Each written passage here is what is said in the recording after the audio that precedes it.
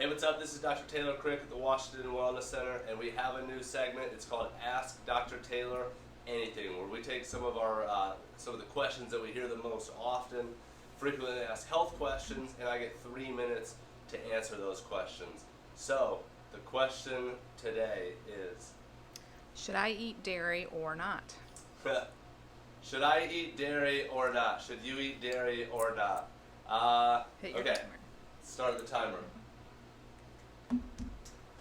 Okay, so as always with a lot of these questions, there is no yes or no answer. I don't think that it's like a lot of other things that like sugar, should you eat it or not? No, that's just for everybody. Dairy, there's a lot of gray areas, and there's certain people that fall into one camp of absolutely not, you shouldn't, and then there's certain people that fall maybe into the I don't care camp. There's nobody that's really like, you have to have dairy. There are some groups that consider dairy a superfood and certain forms of dairy.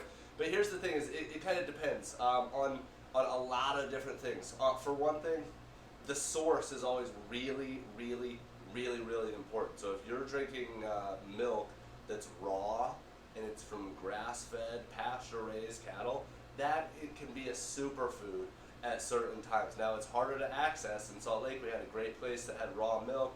I don't know the access here in central Illinois, it's not very common. But the same thing with cheese. If it's raw, if it's grass-fed, if it's organic, it's going to be different than if it's from Kraft or from Velveeta, right? So it's just like meat, that there's no yes or no answer, even though everybody wants to make it like should you or should you not eat meat. The sourcing matters. And when we talk about animal products, we talk about this all the time because we all remember like the food web when we were kids. It's like we eat the chickens and the chickens eat the bugs and the bugs eat the grass and whatever, the food web goes down.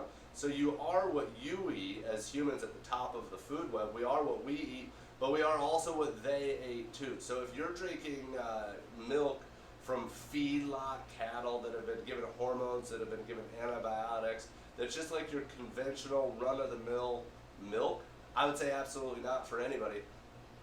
But if you're drinking raw, organic, grass-fed milk, then maybe. Now the second thing that it kind of depends on is, what's your condition? What are you trying to work on?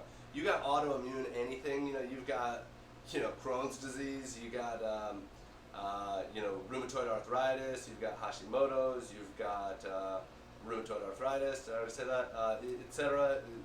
Insert any autoimmune condition there. I would avoid dairy. Dairy is a common inflammagen, specifically casein and casomorphine. Those are the inflammatory proteins. And they can not only, are those proteins inflammatory, but they can cross-react. They can cross-react with other tissues. They can cross-react with all kinds of things. Now, if you've got a metabolic condition and your problem is from high blood sugar and metabolic disease, then maybe sometimes dairy is going to be okay because it's not triggering an autoimmune response. It's more like a typical keto contains a lot of dairy. So no clear answer, timer's going off, but should you or should you not eat dairy? It's different for everybody. Sometimes I'm going to say yes, sometimes I'm going to say no. I never think that you're endangering yourself by avoiding it. My kids have never had conventional cow's milk except maybe once, so I don't think that you're missing anything by not eating it.